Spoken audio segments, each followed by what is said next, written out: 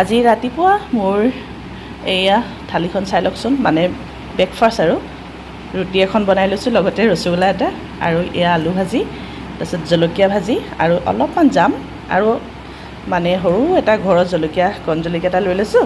এয়া খাবলৈ ষ্টাৰ্ট কৰি দিম আৰু তেন্তে এতিয়া ৰৈ থাকিব নোৱাৰি আৰু ষ্টাৰ্ট কৰি দিওঁ।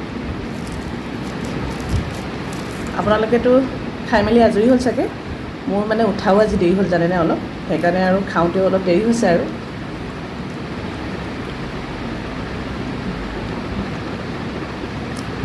কেতিয়াবা মই আলু ভাজিটো ফ্ৰাই কৰোঁ, এনেকৈ মানে ভাজোঁ, আৰু কেতিয়াবা জোল দি বনাওঁ।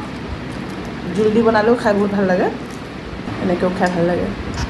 আপোনালোকে ৰাতিপুৱা কি খায় বাৰু? মই সদায় পিছে ৰুটি নাখাওঁ, ৰসগোল্লাৰ লগত ভাল লাগে খাই,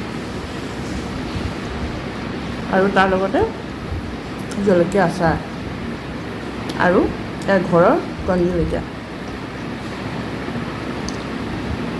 ঘৰত মানে এই আচাৰটো কিন্তু ইমান জ্বলা নহয়, অলপ খাবলৈ মানে মিঠা মিঠা লাগে, ভাল লাগে।